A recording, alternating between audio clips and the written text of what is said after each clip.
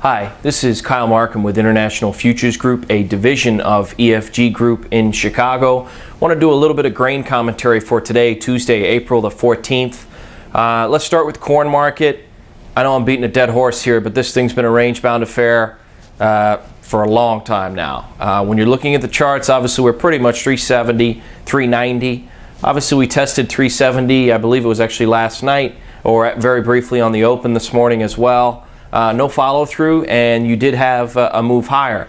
Now, I would say that the corn market really, bounced just basically because, yeah, it's a range-bound affair. You did also have that significant weakness in the dollar after the retail sales missed this morning. But let's, not jump to conclusions. Corn was, once again, about a nickel range, pretty quiet affair. Perhaps a little bit of left-handed support from continued liquidation out of that wheat corn spread. Until further notice, we're still hungry for news. We got guys starting to get in the field, so we're going to be watching weather constantly. But until something changes, corn is just a 20-cent range. And lately, you're lucky to see a 5 or 6 cent range during the day, so there's just not much going on. Looking at the wheat market, that's been very violent last couple of days. Obviously, gap lower on Sunday night with rain over the weekend and rain in the forecast.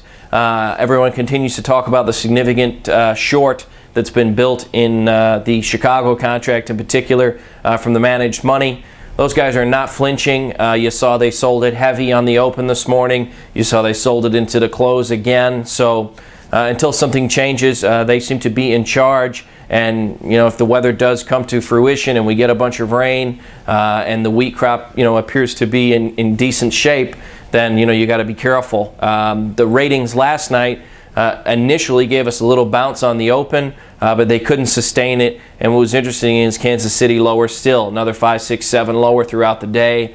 It just seems to be a consistent piling on top type trade. And really, it was interesting. Corn was able to hang in there because of the spread. So wheat's going to continue to be violent because of the weather.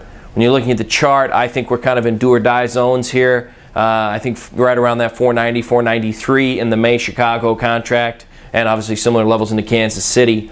Looking at soybeans, they were the star today, and I don't really think it was a fundamental event. I think we just finally had this meal market get off the ground, up $3 or $4 there throughout the session. It's been a while since you saw that. It was interesting today when they bought the market on the open this morning. Immediately they sold it a nickel off the high. It looked like it was just standard procedure, at least what we've gotten used to in these last couple of days. Buyers came back in, and it was interesting to see quite a bit of selling going up near those highs. Expect obviously there's going to be large orders at 950 in the November, and then you should assume probably every nickel from there. Hedge orders, obviously. So we'll see how soybeans do tomorrow. They closed pretty firm. Spreads did okay. Meal spreads were up on the day. And, I've been saying for the last probably 3, 4, 5 videos, I can't do anything with soybeans unless the meal can find a friend. Found a bit of a friend today. It'll be important if we get any follow-through. We've got some highs in that May contract. We're just a touch above 314. We need to get above there and close above there in order to believe in any significant upside. If you can hang your hat on anything, it's one of the first days that the rally hasn't just been sold with impunity in soybeans.